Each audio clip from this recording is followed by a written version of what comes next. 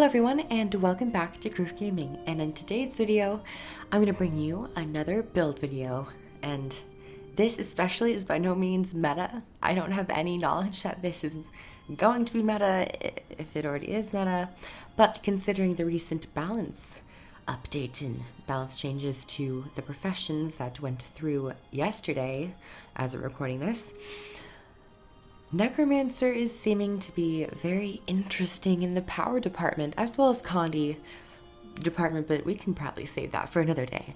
I wanted to focus a little bit more on the power aspect, at least with Axe, because Axe got some very interesting buffs in this patch. And overall, this video, it will be, of course, just describing what's going to happen and how I've been playing it, but it also is kind of questions for you guys, like what do you think would work well with this build? How would you change this build as you see fit? And in my opinion, this build can be changed and tweaked quite a bit. And especially just power necro in general has a lot of room to grow and a lot of different trait combinations and skill combinations that it can utilize to make itself better. So without further ado, I think the best thing is to just get straight into the stats and traits and skills that I use, and then we can probably, or I will edit in some footage probably from PvP, because that's typically the easiest thing that I can do. But yeah, let's get started.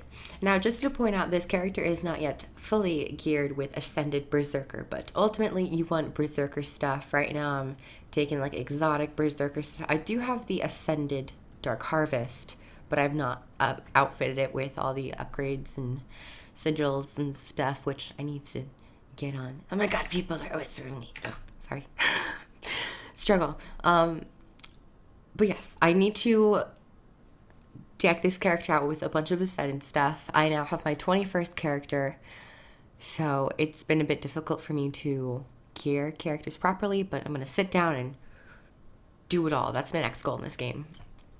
But ideally, you want all Ascended Berserker stats with, of course, power-based sigils, as well as with your back items, your accessories, rings, and amulets. You want all to be Berserker because you are trying to go full-on power. And toughness or survivability shouldn't really be too much of a struggle because of the Necromancer's insanely high health pool and Death Shroud mechanic. So I've covered the actual stats and gears that you should be going for. Let me remind you, I've not gotten there yet. I'm getting there, but not yet.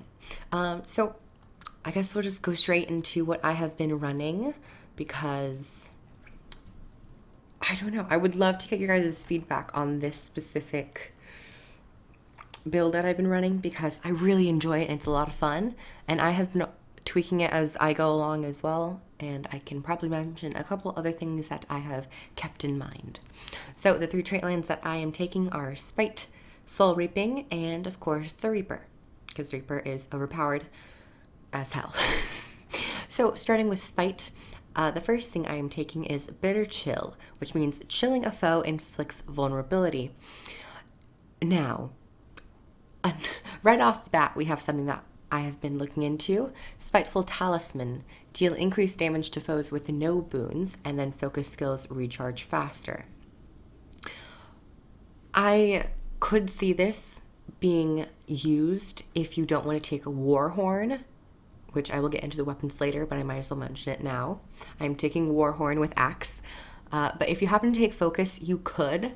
But for me, I would rather have the vulnerability on Chill, and then just take Focus with it instead of taking Spiteful Talisman. That's something I've kept in mind. Next, I'm taking Unholy Fervor. Reduces recharge of Axe skills. Axe skills deal increased damage to vulnerable foes. Of course, with the changes to Axe, I've been playing around with it, and it's been really fun, especially with all its focus on the vulnerability condition and benefiting from more vulnerability on an enemy target. And considering vulnerability only has a limit of 25, it's fairly easy to reach, and because vulnerability is so widespread over this game, you'll be seeing a lot of use out of the Axe weapon as well as its damage bonus. The other two traits, Chill of Death and Rending Shroud. Rending Shroud could be interesting with more vulnerability going out, but you're not going to get that increased damage from the vulnerability if you don't take Unholy Fervor. So that's why I've decided to take Unholy Fervor. And for the final trait, I am taking Close to Death. Increases damage to enemies below the health threshold. The health threshold is 50%, and you'll be dealing 20% increased damage. Just more flat damage is always nice, and yeah, that's all I really have to say about it. In PvP, I have been taking Spiteful Spirit, which just helps with more retaliation. This works as the old Unholy Feast. This works as the older version of Unholy Feast in the balance patch. They changed it to basically be kind of like a new skill. So in PvP, I have been taking this for extra retal and cripple, but in PvE, as well as some games in PvP, I've been playing around with Close to Death, and in my opinion, it's the best option. So that is the Spite specialization. And then for the Soul Reaping, Soul Reaping and Reaper go hand in hand most of the time when you're focusing on power and keeping your Death Shroud up most of the time. So expect to see these in a lot of builds. So for Soul Reaping, I am currently taking Speed of Shadows, which increases the movement speed while in Shroud and reduces the recharge of Shroud. So I've also considered Unyielding Blast. Shroud skill 1 causes vulnerability. This could also help, like while you are constantly attacking, you can quickly pop out of your Death Shroud and go straight into Axe and do a lot of damage. But I would rather be going into Death Shroud more often to get access to a survivability as well as the unique Reaper Shroud skills, which will help in this overall damage output of this build, I believe. But I might want to test this out to see if it actually is better, but for now I am taking Speed of Shadows. Next up, we have Vital Persistence. Life Force drains slower while in Shroud, and Shroud skills recharge faster. So you're just basically going to be staying in Shroud longer and getting more use out of your Shroud skills. And finally, for this straight line, I am taking Death Perception. Increased critical hit chance while in Shroud. Critical hit chance is great, especially for power builds. Crits, bigger flat damage, big numbers are great in these sorts of situations. So it's pretty much a no-brainer for me. Doomfire I'm not really taking because it's not a condition build. It's more focused on power. And for the Reaper Elite Specialization, I am taking Augury of Death. Augury? I believe that's how you pronounce it. Augury of Death. Reduces recharge of shouts. Your shouts siphon health and gain additional recharge reduction for each foe they hit. Quality of life for getting a little bit more healing if you need it, as well as reducing your overall cooldown of your shouts. And if you take a quick glance at my utilities, I'm taking 4 shouts. I could possibly take 5, but I'll get into that a little bit. So, Augury of Death. And the next one I am taking is Soul Eater for now. Reduces recharge on Greatsword skills. Gravedigger steals health from enemies when it hits. So for Soul Eater, my logic for this is I am also taking Greatsword and Death Spiral, as well as Grasping Darkness, both apply vulnerability. Well, Grasping Darkness applies vulnerability only if you take Bitter Chill, because whenever you chill someone, they gain vulnerability, and Grasping Darkness does apply chill. So with the overall damage output of the Greatsword being very high and reducing their cooldowns, I feel much more comfortable with taking this Soul Eater trait instead of, say, Decimate Defenses, which, by the way, is also really great. I have been very torn. I've kind of been flip-flopping between both. I typically take Soul Eater in PvE, and I take Decimate Defenses in PvP, because I get a bit more use out of Decimate Defenses in PvP rather than in PvE. And by the way, Decimate Defenses, it reads as striking a foe with vulnerability increases your critical hit chance. And considering we have a lot of vulnerability going out, you're going to get a lot of crits. as well as death perception, increased critical hit chance while in Shroud. So if you take Decimate Defenses, you're probably going to get a lot of crits. Also, for the, well, I'll mention this in a second. For the final trait that I'm taking is Reaper's Onslaught, and it reads, attack faster and gain ferocity while in a Reaper's Shroud. Killing a foe while in a Shroud reduces recharge of all Shroud skills. So more reduction on your Reaper Shroud skills, as well as an increase of 225 surplus of ferocity.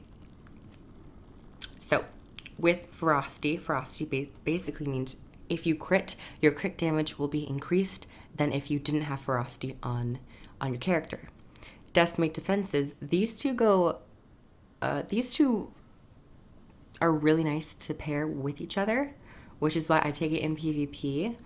But for PvE, I just feel more comfortable with Soul Eater, so that's why I'm taking that. But Reaper's Onslaught, just by itself, is still very good in most scenarios. I mean, pretty much all scenarios. Just doing more damage, attack speed's increased. So overall, Reaper's Onslaught is a very solid choice. And Deathly Chill's Condition and Blighter's Boon. I don't typically see Blighter's Boon being used too often, unless you're going to go for like a bit of a tank stuff, but just something interesting to point out. So let's quickly get into our weapon skills and our utility choices. So for the weapons, of course, we're taking Axe, Warhorn, as well as Greatsword. So for the Axe, Rending Claws, this was updated. Slash your foe twice with ghostly claws to make them vulnerable. Vulnerability applied increases against foes below the health threshold. So if you are attacking someone, you'll be applying vulnerability. And if, oops, my earbud just flew out of my ear. And if you happen to attack someone who is at 50% health or lower, you'll be applying increased vulnerability. Fairly simple, a very good change, because the buff that they applied is vulnerability applied increases against foes below the health threshold. That used to not be there. So with the addition of this perk for this skill, it's really nice, and it does apply a lot more vulnerability than it used to. And next, Ghastly Claws. Summon Spectral Claws to slash your foe in a quick flurry of strikes, gaining life force per strike. This attack deals increased damage per stack of vulnerability on your target. That last part is the change that they inserted to Ghastly Claws skill. So bonus damage per vulnerability stack is 1%. So if you have 25 stacks of vulnerability, you're going to get 25% increased damage for Ghastly Claws, plus life force as well as the flat damage. So overall, Ghastly Claws got a fairly major buff. And Unholy Feast. This skill, it's so much more satisfying and fun to use than its previous version, which is still in-game but acts as a trait, as I had mentioned before. So Unholy Feast. Cripple nearby foes and convert their boons into conditions. Release an unholy burst, on foes below the health threshold. So if you happen to use this skill on someone who is at 25% health or lower, you will apply a second attack known as Unholy Burst, and this reads, invoke an explosion of dark energy at the target's foe's location, damaging nearby foes, and that will damage 3 nearby targets. Your first attack will hit 5 people, and then those 5 people have the potential to hit 3 other people. So in total, if I'm doing math correctly, you can hit 20 people, because you'll hit 5, and then each one of those will hit 3 others. So 5 times 3 plus the original 5, 20. I don't know, math, hard, okay. And then for Warhorn, Wail of Doom. Screech a Wail of Doom in a cone pattern, dazing foes. Very simple. I take this for break bars out in the open world, especially in the Heart of Thorns maps. If you need to break someone's bar, or you just need that extra CC for comfortability, Wail of Doom is a great choice. And Locust Swarm. This is great if you're just traveling around, as well as some minor ticks of damage. But its main use is the life force. It's great to use in a large area or in a scenario where there are multiple enemies around you, because you're going to get more use out of this skill from the life force. The damage is very minor and doesn't really affect anything too much. It's nice, never complain about extra damage. But the swiftness and cripple are also really great. And then Greatsword, your basic auto attack. Nothing was really changed with Greatsword at all, but considering it's a part of this build, we might just talk about it. Your basic auto attack, your third strike applies chill, and with the trait, it applies vulnerability. Gravedigger does a lot of damage and will refresh if you hit someone below 50%. Death Spiral, this is actually really great for this specific build because you're going to be applying a lot of vulnerability as well as moderate damage. So you're just going to attack them multiple times and apply vulnerability. Nightfall is a large AoE blind and cripple and will slowly increase its radius as the skill's lifespan continues on, and then it will eventually die out. And Grasping Darkness will pull foes towards you, chilling them, and with that chill, you will also apply vulnerability. So that's pretty much Greatsword. Nothing too special. No big changes for the Greatsword. And so let's move on to some utility skills. I have decided to take Your Soul Is Mine, one for the very short cooldown of only 18 seconds. And plus, I thought I might as well get the most use out of the Shout trait that I'm taking in Reaper's line. So I'm like, oh, might as well. So you're going to damage nearby foes and heal yourself. And you'll also be healing yourself for more if more foes are around you, as well as getting life force and more life force if foes are around you. And next up, I am taking Well of Suffering. Now, with Well of Suffering, I've decided to take Well of Suffering mostly just for the vulnerability and high flat damage, as well as it being an AoE. Because if I'm camping an axe, I don't have too much of an AoE potential. Unholy Feast is a great AoE skill, but under the right conditions. Well of Suffering is a very trustworthy skill to use in an AoE scenario. Other skills that I have been looking at to replace Well of Suffering could be Signet of Spite, just to passively increase your power, which I know the Guardian uses Signet of Judgment to increase their power in the raid DPS build. If this Power Reaper thing tends to flourish and become a decent raid option, Signet of Spite might see its play and its uses as well as conditions, but I don't know why conditions would be needed with a power build, but it helps, I guess. And I've also considered taking You Are All Weaklings, which would be another shout, meaning that if you take You Are All Weaklings, you have a full bar of shouts. So this damages nearby foes as well as weakens them, but it also applies might to yourself and then more might per enemy you hit. More might just means you're going to be doing more flat damage as well as condy damage, but we're focusing on power. So you're going to be doing more damage and apply weakness to foes. I have been flip-flopping this with I've been flip-flopping You Are All Weaklings with Nothing Can Save You in some PvP matches, but I've kind of settled with Nothing Can Save You for the basic build for vulnerability. And speaking of Nothing Can Save You, the next utility skill I'm taking is Nothing Can Save You, which you will shout Nothing Can Save You at everybody and they get scared. That's what I like to think whenever people use shouts. It's like, could you imagine being in real life? Someone just screams Nothing Can Save You. You're like, okay, someone's on shrooms. So this skill will AoE, is an AoE, and it damages people and will apply vulnerability, 5 stacks of vulnerability to foes, as well as make your attacks unblockable. So just a nice added perk. And finally, I am taking Rise. Rise is interesting. I don't think it necessarily needs to be a part of this build. There could be better options. You could potentially swap out Rise for You Are All Weaklings for the extra might. But personally, I'm taking Rise for the extra survivability and more defense, because you will summon Shambling Horrors, and those Shambling Horrors will reduce the damage you are taking, as well as provide a little extra damage from their basic auto attacks. And for my elite, I am taking Chill to the Bone for the high flat damage, as well as it also applies Chill, which will apply vulnerability, and it's another AoE. I've also considered, I haven't actually tried it out yet, but Lich Form. Lich Form is a very high flat damage elite, skill, so I've never tried it with this build yet, but I thought it would be interesting to try out. You can also take the very cookie cutter elite that a lot of people take, is Summon Flesh Golem, because it does a moderate amount of damage and doesn't require too much like situational awareness. You basically just summon it and let it do its thing, and if you need a break bar, kill a break bar, you just press the skill again and it'll charge. But for now I'm taking Chill to the Bone for the extra vulnerability.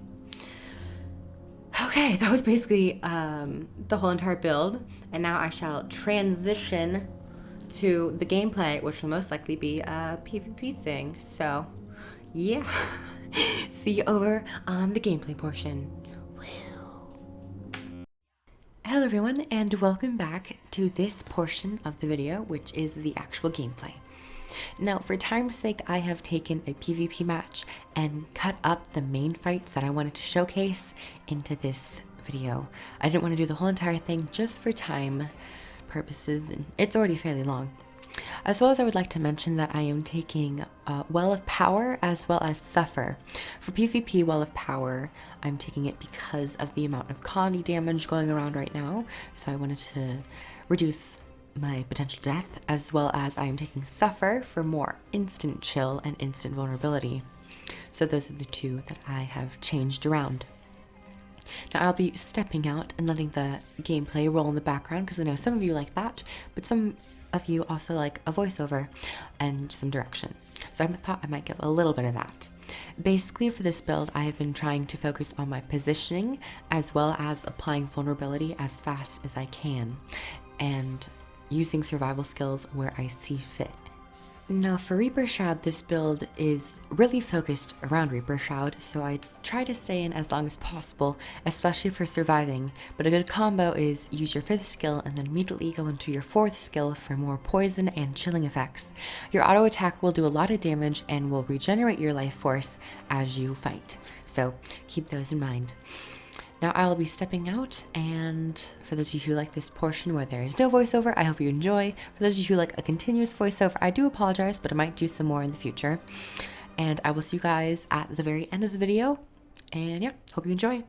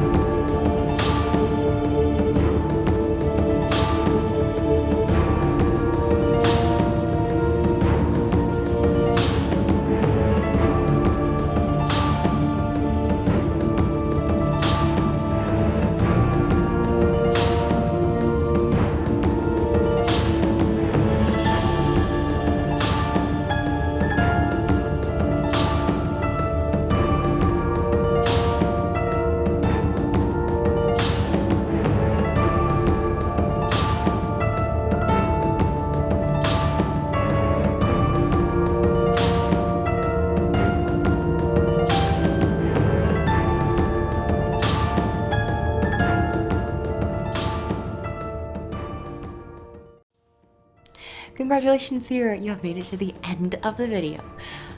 Thank you everyone so much for watching. I hope you guys enjoyed. Like the video if you liked it, comment below what you think about the recent changes to professions, and subscribe for more giveaways to content. I would also like to say thank you so much to ArenaNet for recognizing our channel and providing me with some links for you guys down below if you are interested in buying Heart of Thorns and or trying Guild Wars 2 for free. So once again, thank you everyone so much for watching, and I shall see you guys in the next video. Bye everyone.